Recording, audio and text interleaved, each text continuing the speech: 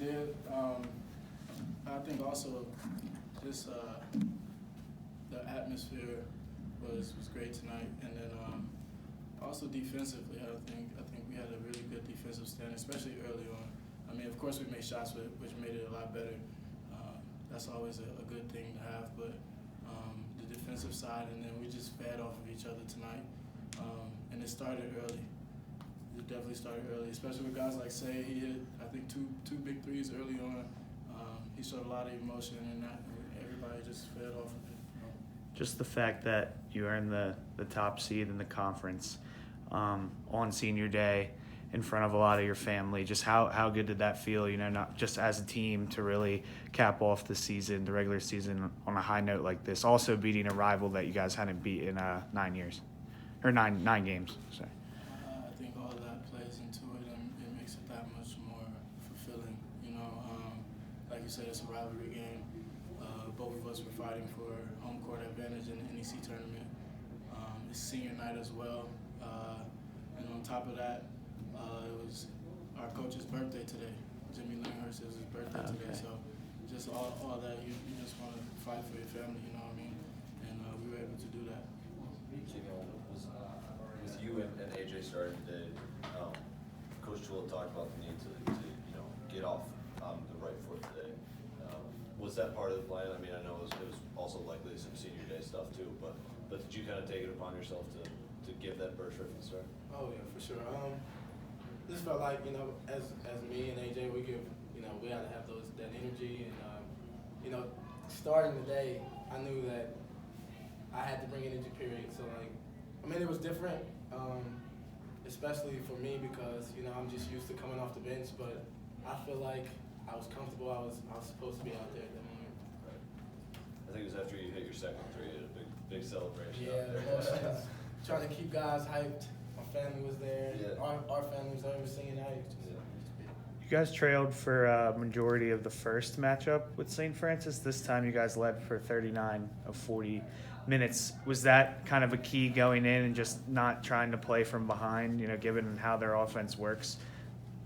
You never want to play from behind, but I think our biggest key was to focus on not giving up transition points, and that's how they create their runs, And we were able to slow them down in a way. Making shots slows people down. It's harder to get the ball out of the basket quicker, you know what I mean?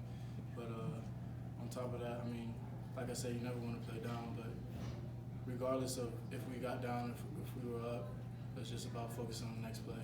And the next play, if you play with that next play mentality, then it's not likely that you'll be down because you're not focusing on your mistakes. You're focusing on the good things, Do you think limiting transition was the biggest change from the last game, or was there anything else you guys did maybe a little differently? Or no, I don't. Getting out in transition is what they do, Mm-hmm. But I think the biggest thing was just guarding. They scored the most efficiently out of the whole conference, and we held them to 60-something or 70-something. 68.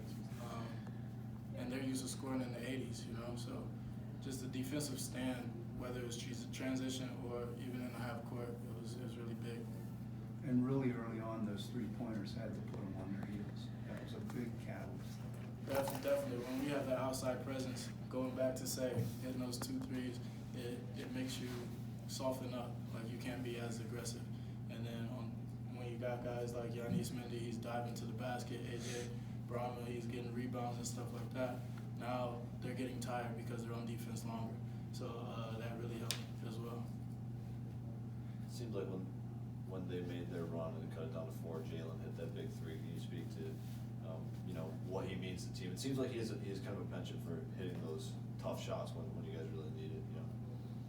Well, I was talking to him throughout the game. Every time I'd come in or every time we'd be in at the same time, I just tell him stay aggressive. Like you got one coming, stay aggressive, stay locked in. And sure enough, he gets his opportunity and knocks it down. I texted him last night before he went to bed. I say, we need you to be aggressive on both ends of the floor for 40 minutes. And I feel like he did that. And then when his moment came, when everybody's moment came, they stepped up and they did what they had to do. Looking forward, you think you guys are in a really good position to make a run at this championship and NCAA tournament? Yeah, that's been the main factor throughout the whole year. I mean, when you first come in the summer, the first thing coach asks us is who wants to play for NEC championship and who wants to play in the NCAA tournament. And if your hand doesn't go up, I don't understand why you wouldn't be in the room. You know what I mean? So that's what our focus is, and it's going to continue to be. It's got to be one game at a time. Our next game should be like Wednesday. We got to come out with the same energy and same intensity as we did today. We got to stay locked in for 40 minutes, and then after that game, we can worry about the next. But we can't look past the game that's in front of us. When they did make their run, what do you think was the reason for that? It seemed like they got a little bit more into you guys defensively, but I'm not sure. What do you think brought them back and allowed them to cut the lead to 4 when they did? I would say basketball is a game of runs, for one, but for two, they understand time and score.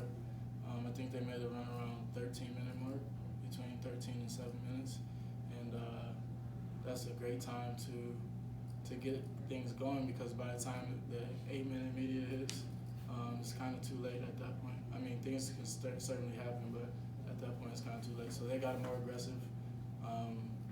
We didn't communicate as well during that time, and then they also got some transition points during that time as well, so that was good for them. And then, like you said, they upped their ball pressure on defense, so they just rallied together. But then we rallied back, and so we got to keep responding like that positively throughout the next 3 games. And it doesn't hurt to have a 1-2 punch like they have, those two guys. I think Yeah, those are two high level talents right there, and it's Blackman senior year. Is it what's his name? Is it both of them senior year? They want to go out and win the championship their senior year too. They made it to the championship last year, came up short, so I'm sure that's a bitter taste in their mouth. So they're gonna be focused. Like I said, we gotta keep running bodies at them if we see them in the championship, and we gotta keep playing with the same intensity. You guys have home court throughout the entirety of the tournament, but I mean throughout the season, really since the Pitt game, there's been not a lot of students in attendance consistently. Today it was pretty empty. It was spring break, but you kind of hoping that maybe the fact that you guys got a tournament coming up could help get the student to rally around and increase some attendance. For sure. We talk about it all the time. We gotta find a way to get students there, and I believe they'll show up. Like you said, spring break right now, so they're not here, but I believe they'll show up. I remember going to the girls' championship game last year. It was packed. The gym was packed, and everybody was excited. Everybody was cheering for them. So I think that they will be out, and we hope that they will. Any other questions for these guys?